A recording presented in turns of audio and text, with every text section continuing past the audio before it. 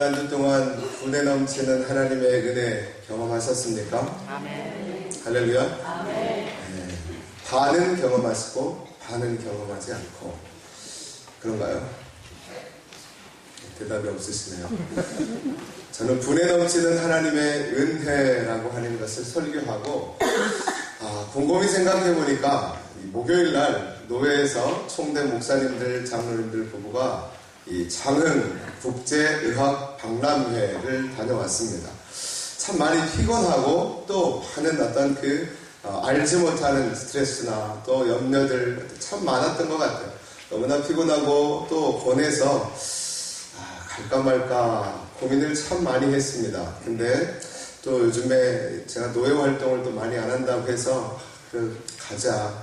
그래서 이제 이영구 장로님 가정하고 갔습니다. 근데 어르신들이 가시는 게 참 좋을 것 같아요. 이 모양 저 모양 침은 놔주지 않지만 마사지도 해주고 여러 가지 건강 검진들을 많이 해주더라고요. 그래서 한 코너에서 이 스트레스 검사를 해준다고 해가지고 스트레스 얼마나 제가 지금 스트레스를 받고 있는지 여러분 모르시죠? 아십니까? 네, 스트레스를 참 많이 받고 있어요. 목사가 스트레스를 받는다 거짓말 같지만 저도 사람이기 때문에 그렇습니다. 힘들고 또 요즘에는 좀 많이 피곤하고 살도 찐 것 같아서 스트레스 검사를 했습니다. 긴 줄이 서 있어서 다른 데 이제 갔다가 이렇게 하다가 시간이 좀 되는 것 같아서 가서 검사를 했어요. 그래가지고 얼만큼 제가 스트레스를 받았나, 이제 어떻게 검사가 나오나, 결과가 나오나, 이제 침대에 누워가지고 이 검사를 그냥 한 5분 정도 누워있으니까 검사를 하더라고요. 그래가지고 결과가 나와서 보니까 어떻게 된지 아십니까? 스트레스가 엄청나다. 그게 사실이죠. 근데요, 스트레스가 하나도 없다라고 나왔어요. 정상. 여러분, 제가 가지고 나왔습니다. 보여드리려고. 이게 진짜 하나님의 은혜구나. 보니까 이 스트레스 검사, 자율신경계, 스트레스, 심장 다 보니까요, 정상. 심장 안정도만 약간 좀 수치에서 정상에서 좀 벗어났는데 정상. 저는 그렇게 생각을 했습니다. 외형적으로 보면 이 스트레스가 사람을 어떻게 하죠? 나쁘게 합니다. 모든 암의 발병률의 60% 이상은 스트레스라고 하지 않습니까? 그래서 저도 참 이 스트레스 지수가 높을 거라는 기대를 했지만 정상. 여러분, 그 이유가 뭘까요? 하나님의 은혜가 제 안에 있기 때문에. 여러분, 지난 시간에 제가 여러분들에게 말씀을 드렸죠. 하나님의 은혜는 값없이 풍성하게 부어준다. 그리고 두 번째는 그 하나님의 은혜가 나의 삶에 뭐가 되어야 된다? 왕노릇해야 한다라고 하는 거예요. 내 삶이 나는 참 힘들고 어렵지만 내 안에 계시는 하나님, 내 안에 계시는 예수님, 내 안에 계신 성령님이 우리를 주장하시고 통치하시고 인도하시기에 우리는 어떻다고요? 의와 희락과 평강이 우리의 마음 가운데 있다는 사실을 믿으시기를 바랍니다. 여러분, 이것이 하나님이 우리에게 부어주시는 분에 넘치는 은혜인 줄로 믿으시기를 바랍니다. 우리는 헤아릴 수 없습니다. 측량할 수 없습니다. 우리가 어떻게 그 하나님의 은혜를 측량하고 헤아리고 계산할 수가 있겠습니까?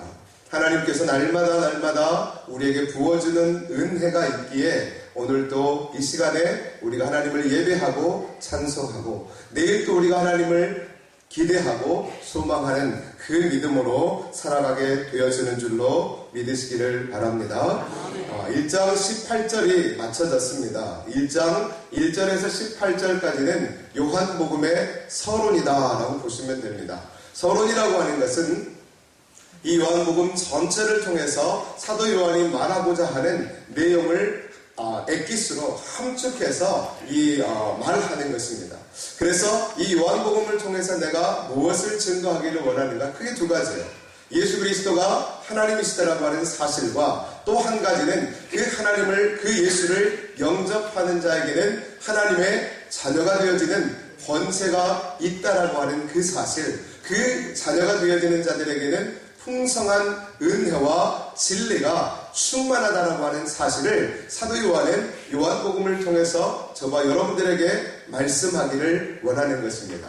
그래서 그 서론이 이제 끝났고요. 이제 이 19절부터 마지막 절까지는 두 개로 나누어지는데, 오늘 본문의 말씀과 또 하나의 본문의 말씀은 무엇이냐면, 사도 요한이, 세례 요한이 예수가 하나님이시다라고 하는 증거와, 그 다음에 35절부터 마지막 절까지는 예수님 스스로가 나는 하나님이 보내시는 메시아이고 하나님이시다라고 하는 본인 스스로 증거하는 내용이 1장에 구성되어져 있습니다.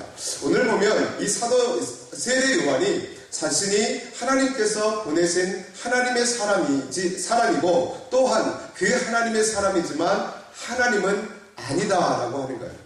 그러면서 세례 요한은 본인이 왜 이 땅에 왔는가라고 하는 사명에 대한 분명한 깨달음과 선포를 통해서 오늘 본문을 통해 하나님께서는 우리가 이 땅을 어떻게 살아가야 하고 어떤 삶의 태도와 자세를 가지고 살아가야 될 것에 대해서 말씀하고 있습니다. 오늘 특별히 사명자의 자세, 참된 사명자의 자세, 하나님께서 저와 여러분들을 부르시는 목적은 두 가지라고 말씀을 드렸습니다. 첫 번째는 구원입니다. 저와 여러분들을 죄와 사망에서 건지셔서 하나님의 백성 삼으시고 하나님의 자녀 삼으셔서 우리가 하나님의 백성으로, 자녀로 이 땅을 살게 하시기 위해서 하나님께서 저와 여러분들을 부르셨고, 또 한 가지는 무엇이냐면 저와 여러분들의 삶을 통해서 하나님의 뜻과 하나님의 영광을 이 세대와 세상 가운데 드러내고 또 그 영향력으로 세상을 구원하시기 위해서 저와 여러분들을 부르셨다라고 하는 사실입니다. 그런 측면에서 저와 여러분 모두는 사명자라고 하는 사실을 믿으시기를 바랍니다. 자, 옆 사람에게 한번 말씀해 주십시오. 당신은 하나님의 사명자입니다. 라고. 반대편 사람에게도 말씀해 주세요. 당신은 하나님의 사명자입니다. 사명이라고 하는 것은 여러분 목사나 선교사나 전도사 이런 사람들만 사명자가 아닙니다. 하나님의 부르심을 받은 모든 백성들은 사명자라고 하는 거죠. 사명자라고 하는 것은 의미와 목적, 특별한 뜻을 가지고 보냄을 받는 자라고 하는 것이 사명자의 의미입니다. 여러분, 인생은 무엇이라고 말하고 있습니까? 로마서 14장 말씀에 무엇이죠? 하나님께로서 와서 하나님을 위해 살다가 하나님께로 가는 것이 인생이라고 성경은 이야기하고 있습니다. 그러니까 우리는 어디로부터 왔습니까? 하나님께로부터 이 땅에 보내심을 받은 거예요. 무엇하기 위해서? 하나님의 영광을 위해서 이 땅을 살게 하시기 위해서 하나님께서 이 땅에 우리를 보내셨어요.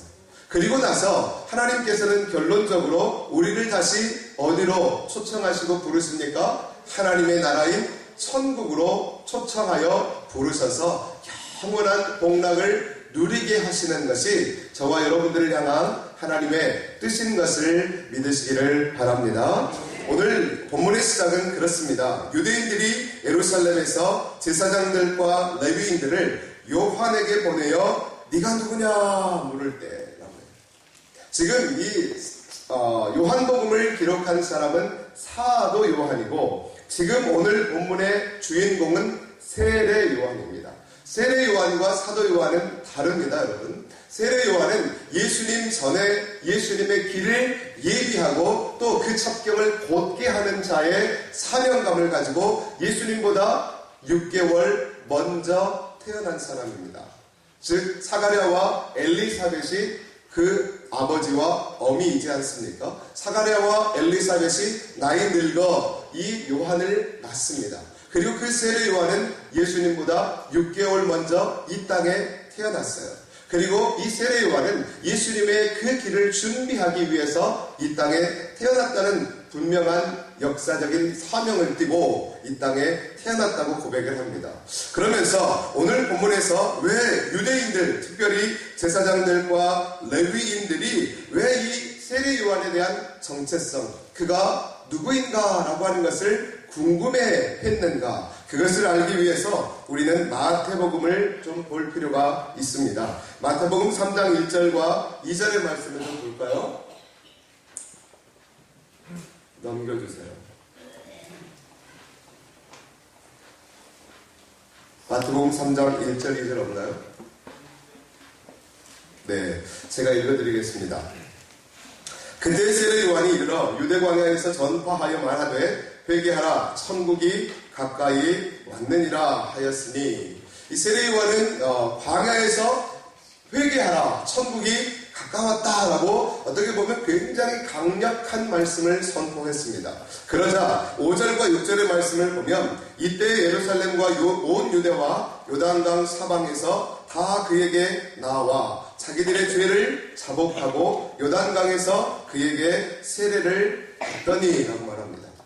즉 세례 요한이 회개하라 천국이 가까웠다, 이 독사의 자식들아 너희들이 회개하지 않으면 지옥 간다, 이렇게 어떻게 보면 굉장히 강력한 원색적인 복음을 선포하고 증거했습니다.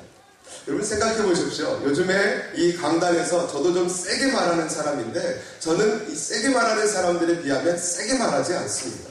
저도 그래도 이 원색적인 복음을 전하려고 노력은 하지만 진짜 원색적인 복음은 저도 잘 절제하면서 합니다.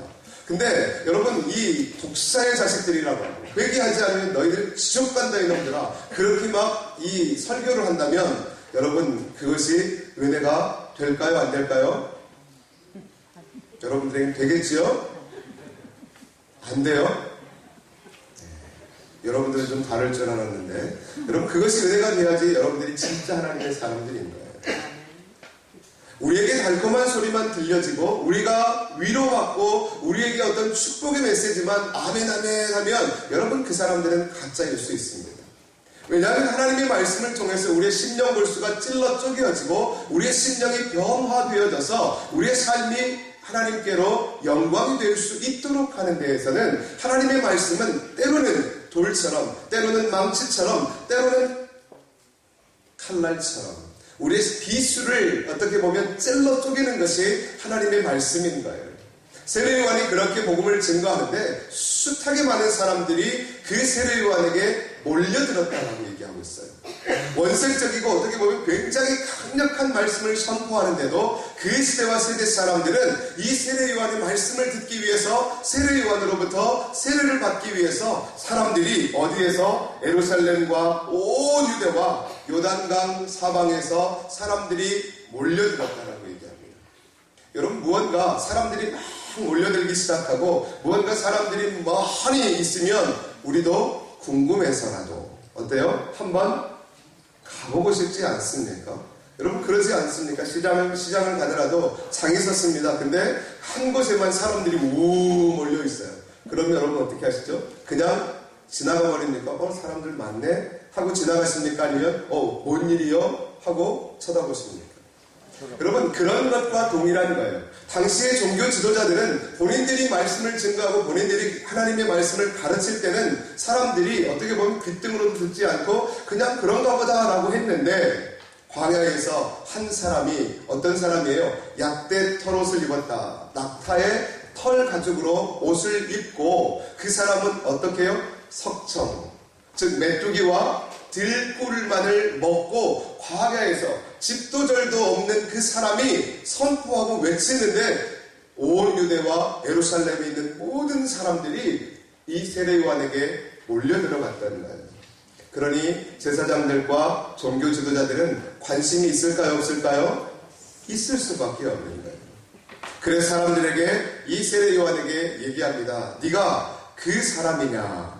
그 사람이 누구예요? 네가 그리스도냐?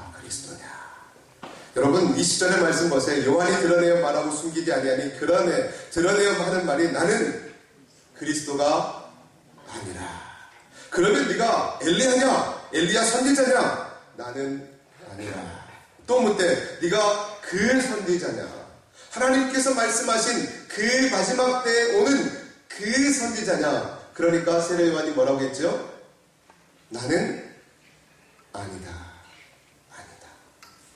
여러분 이게 참 우리에게 주는 교훈과 도전이 너무나 큽니다. 자기의 사명이라고 하는 것을 이 세례 요한은 분명히 알았다라고 하는 거예요. 생각해 보십시오. 많은 사람들이 몰려듭니다. 많은 사람들이 나를 인정하고 또 나를 좋아하고 뭔가 여러분들이 그냥 오겠습니까? 이 인기라고 하는 것이요, 마약보다 더 강하다라고 합니다.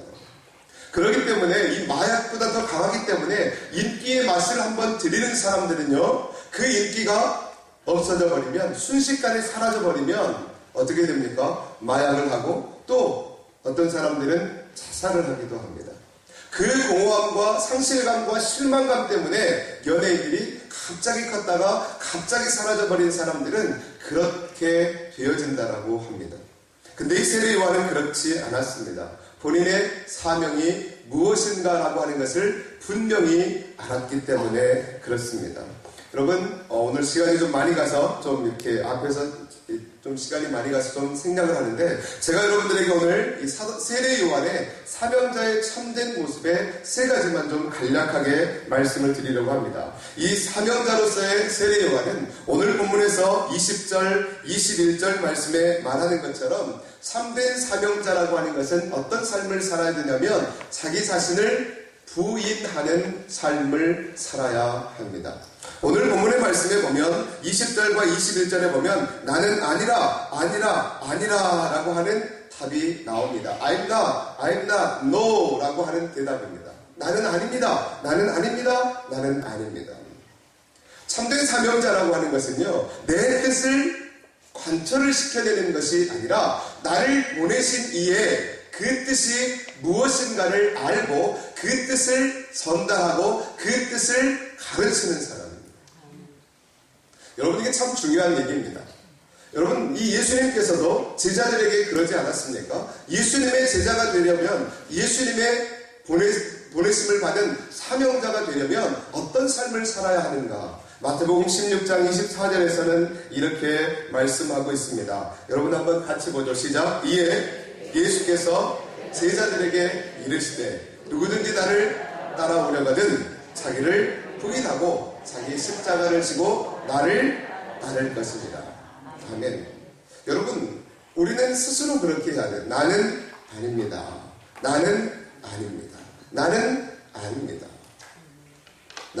아니라 누굽니까? 내 안에 계신 예수 그리스도가. 나는 아니지만 내 안에 계신 하나님이, 나는 아니지만 내 안에 계신 성령님이 그 일을 행하셨습니다 라고 얘기합니다. 누군가 칭찬하고 누군가 나를 높여주면 꼭 사람들은 어떻게 됩니까? 교만해집니다. 왜냐하면 그 영광을 내가 받아버리기 때문에 그러는 거예요. 하나님께서는 저와 여러분들을 통해서 하나님의 영광을 드러내기를 원하시고 하나님의 선하신 뜻을 이루어가기를 원하시는데, 우리는 자꾸만 우리의 뜻, 나의 생각, 나의 마음, 나의 감정에 충실하려고 하다 보니까 자꾸만 우리는 하나님으로부터 멀어질 수밖에 없다라고 하는 거예요. 근데 오늘 세례 요한은 우리에게 첫 번째로 주는 도전이 뭐냐면 나는 아닙니다. 여러분 한번 따라서 해볼까요? 나는 아닙니다.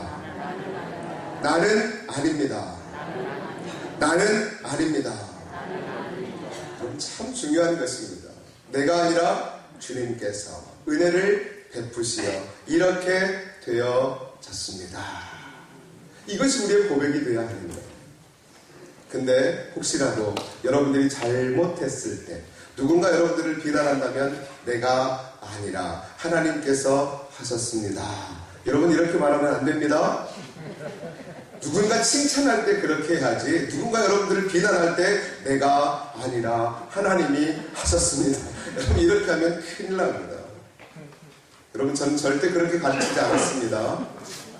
여러분, 내가 아닙니다라고 할 때는 언제냐? 하나님이 나를 통해서 영광을 드러냈을 때, 사람들에게 무언가 선한 영향력을 흘려보낼 때 내가 아니라 주님께서 행하셨습니다 라고 말할 수 있어야 되는 거예요. 내가 누군가의 비난을 받으면 어떻게 합니까? 내 탓입니다. 죄송합니다. 잘못했습니다. 그것이 정답인 것입니다. 여러분, 우리가 인생을 살아갈 때 해야 할 말, 하지 말아야 될 말, 그것들을 여러분 분별해보는 것, 상황에 따라서 해야 할 말들을 아는 것도 지혜이고 은혜인 것을 믿으시기를 바랍니다. 세례 요한은 그것을 잘했습니다. 많은 사람들이 본인을 추켜 세웠지만 수많은 사람, 그 나라 민족 모든 사람들이 모여서 그를 추앙하고 그를 지켜 세웠지만 세례 요한은 분명히 말합니다. 나는 그리스도가 아닙니다. 나는 엘리야도 아닙니다. 나는 선지자도 아닙니다. 나는 누구입니까? 23절의 말씀 여러분 한번 보실까요? 시작. 이르되 나는 선지자 이사야의 말과 같이 주의 길을 곧게 하라고 광야에서 외치는 자의 소리로라 하니라. 아멘. 나는 누구입니까? 단지 광야에서 외치는 자의 소리일 뿐입니다. 여러분, 우리는 도구입니다. 우리가 주인이 아닙니다. 우리 인생의 주체는 내가 아닙니다. 나의 삶의, 내 생명의 주인도 내가 아닙니다. 내 삶의 주인공도, 내 삶의 주인도, 내 생명의 주인도 누가 되어야 합니까? 예수 그리스도, 하나님이 되어야 한다는 사실을 믿으시기를 바랍니다. 그렇게 되어질 때 하나님은 우리의 인생을 이끌어 가실 뿐 아니라 우리의 인생을 통해서 당신의 그 영광을 드러내시는 줄로 믿으시기를 바랍니다. 그 다음에 두 번째, 하나님의 사명자로서 이 땅을 살아갈 때 우리에게 가장 필요한 것 중에 하나가 뭐냐면 하나님의 말씀에 붙잡힌 바 되어야 한다라고 하는 것입니다. 제가 여러분들에게 지금 3년 동안 계속 말씀하는 것도 앞으로 제가 10년, 20년을 할지 은퇴까지 가면 20년인데 20년 동안 하나님이 나에게 이 재단에서 주어지는 그 시간들 속에 제가 여러분들에게 말씀하는 가장 중요한 포인트, 그것은 뭐냐면 하나님의 말씀에 붙잡힌 바 되어지는 삶을 살라라고 하는 것입니다. 여러분, 저희가 여기서 말하는 것이 무엇입니까? 제 얘기를 하고 싶은 것이 아닙니다. 하나님께서 여러분들에게 하시기를 원하시는 말씀이 무엇인지를 여러분들은 들어야 하고 그 말씀을 가슴에 새겨야 하고 그 말씀이 여러분들의 삶을 이끌어갈 수 있어야지 여러분들의 삶은 형통하게 되어질 것이고 평탄하게 되어질 줄로 믿습니다. 근데 왜 제가 이 말씀을 드리느냐면 여러분 생각해 보십시오. 19절의 말씀에 분명히 사람들을 보냈을 때 유대인들, 제사장들과 레위인들을 요한에게 보내었습니다. 여러분, 이것을 보내는 사람들은 주로 바리새인들입니다. 24절의 말씀에 보면 그들은 바리새인들이 보낸 자다라고 말씀하고 있지 않습니까? 레위인이나 제사장들도 율법에 있어서는 대단한 학자들입니다. 그리고 바리새인들은 당시에 대단한 경건의 사람이라고 사람들에게 존경을 받고 있었던 사람들입니다. 이 사람들은 얼마큼 하나님의 말씀을 지켰냐면요, 일주일에 2번 금식을 했습니다. 그리고 11조를 꼬박꼬박 했습니다. 구제를 했습니다. 하나님 앞에 늘 기도하며 금식하며 살았던 사람들입니다. 여러분, 외형적으로 보면 이 바리새인들만큼 완벽한 사람이 없습니다. 근데 문제는 뭐냐면 이 바리새인들도 세례 요한의 정체성을 몰랐다는 사실이에요. 그리고 이 바리새인들도 하나님의 말씀을 몰랐다라고 하는 사실이에요. 율법주의라고 하는 것이 바로 그것입니다. 율법주의라고 하는 것은 굉장히 우리의 신앙에 있어서 장애물과도 같은 것입니다. 율법주의라고 하는 것은 율법의 지식은 압니다. 내용은 압니다. 그러나 그 하나님의 말씀의 의미를 모르고 그 말씀을 나의 삶에 실천하지 않는 사람들을 가리켜서 우리는 율법주의자다라고 말하는 것입니다. 교회를 오래 다니는 사람들이 대부분 이런 율법주의에 빠져있는 사람들이 많습니다. 교회를 오래 다니다 보면, 설교를 듣다 보면 어떻습니까? 서당계 3년이면 풍어를 읊는 것처럼 교회를 3년 이상 다니면 여러분 듣는 귀가 있지 않습니까? 그러니 설교가 거기서 거깁니다. 여러분, 설교를 아무리 잘하고 설교를 못하고 내용은 똑같습니다. 주 예수 그리스도, 그리고 우리가 믿음 안에 살자, 순종하며 살자, 하나님의 영광을 위해 살자. 여러분, 이것 빼버리면 설교의 내용은 없습니다. 솔직히 그것을 어떻게 잘 여러분들이 음식할 때도 그러지 않습니까? 내용은 똑같아요. 제 아내가 음식을 잘합니다. 근데 한 가지 못하는 게 있습니다. 찌개를 잘 못 끓여요. 맛은 있어요. 근데 2%가 부족해요. 인터넷을 보고 레시피를 가지고 막 양념을 똑같이 넣어요. 그렇지 않겠습니까? 근데 뭐가 부족할까요? 다른 건 정말 잘해요. 여러분, 똑같은 양념을 쓴다고 해서 똑같은 맛이 나는 것은 아닙니다. 그러지 않습니까? 뭐가 필요할까요? 손맛. 뭔가 틀린 게 있어요. 뭔가 다른 게 있어요. 제 아내를 지금 뭐 이렇게 요즘 현대말로 디스하는 거 아닙니다. 여러분, 깎아내리는 게 아니라 그렇다라고 하는 거예요. 그렇다라고. 똑같은 거예요. 설교도 역시 마찬가지인 것입니다. 어떤 양념을 어떻게 고르게 쓰냐라고 하는 것도 있지만, 어떻게 본문을 연구하고 말씀을 나누느냐에 따라서 달라질 수도 있지만, 여러분, 가장 중요한 것은 하나님의 영광이고 우리가 하나님의 백성으로 삶을 살아가는 목적과 의미가 무엇이냐, 거기에 포인트가 맞춰져 있는 것입니다. 지금 우리에게 있어서 중요한 것은 뭐냐면 이 율법주의로부터 벗어나야 된다는 하는 거예요. 믿음이 있어 보입니다. 그러나 실제적인 믿음이 없습니다. 왜요? 기도하면 하나님께서 응답해 주신다는 사실을 압니다. 그죠? 근데 기도하지 않는 사람들이 있어요. 하나님의 말씀에는 능력이 있고 하나님의 말씀을 살아 역사하시는 역동하는 생명력이 있다는 사실을 우리가 압니다. 여기서 모르는 사람 아무도 없습니다. 그러나 그 말씀을 붙잡고 씨름하는 사람은 극히 적습니다. 여러분, 이게 다른 점이라고 하는 거예요. 아는 것과 그 말씀을 붙잡고 씨름하는 것은 다르다라고 하는 것입니다. 야고보서 2장 19절의 말씀에 이렇게 말씀합니다. 여러분 한번 같이 보죠. 시작. 네가 하나님은 하나님 한 분이신 줄을 믿느냐? 잘하는도다. 귀신들도 믿고 떠느니라. 아멘. 여러분, 귀신들에게도 믿음이 있다니까요. 귀신도 하나님을 믿고 떠는 믿음이 있어요. 떠는 믿음이. 하지만 여러분, 이 도피하고 거절하는 믿음이 아닙니다. 믿음이라고 하는 것은 명사가 아닙니다. 동사입니다. 믿다라고 하는 것은요, 믿음의 행위를 말하는 거예요. 행위. 믿음이라고 하는 것은 내 생각 속에 가둬져 버리는 것이 아니라, 이 믿음이라고 하는 것은 나의 삶에 적용하고 나의 삶에 실천할 때 역사하고 생명력 있게 결실하는 것입니다. 그러므로 하나님의 말씀에 사로잡혔다라고 하는 것은 세 가지 의미가 있어요. 첫 번째는 하나님의 말씀에 올바로 반응한다라고 하는 의미입니다. 그리고 두 번째는 하나님의 말씀대로 살아간다라고 하는 의미예요. 그리고 세 번째는 그 하나님의 말씀대로 살아감으로 말미암아 나의 삶이 변화되어진다라고 하는 의미가 바로 하나님의 말씀에 사로잡힌 바 되었다라고 하는 뜻입니다. 제대로 반응하고 제대로 살아가서 나의 삶이 변화되어짐으로 말미암아 하나님의 나라와 그 영광이 나의 삶을 통해서 드러나지는 것, 열매가 맺어지는 것, 그것이 바로 우리가 하나님의 말씀에 사로잡힌 바 되었다라고 말하는 것입니다. 사랑하는 성도님들, 우리는 우리 스스로 이렇게 살아갈 수 없습니다. 하나님의 말씀에 사로잡힌 바 되어지기 위해서 우리에게 필요한 것이 무엇입니까? 성령 하나님의 인도하심에 순복하는 것입니다. 그래서 여러분, 늘 기도하며 간구할 때 성령께서 여러분들을 주장하시고 통치하실 수 있도록 기도하며 간구하시기를 주님의 이름으로 축원합니다. 아멘. 여러분, 저도 제 스스로 말씀 붙잡힌 바 되어질 수 없습니다. 성령 하나님이 나를 주장하시지 않고 성령 하나님이 나를 인도하시지 않으면 저도 늘 넘어지고 자빠집니다. 그러니까 기도하는 것입니다. 그러니까 하나님께 도움을 요청하는 것입니다. 그것이 바로 믿음의 삶이고 하나님의 백성들의 삶인 것입니다.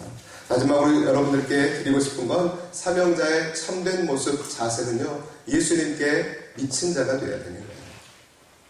미쳤다라고 하니까 조금은 원색적인 표현이지만, 쟤 미쳤네, 자네 미쳤네. 여러분, 그 소리를 언제 들어보셨습니까? 저도 그래요.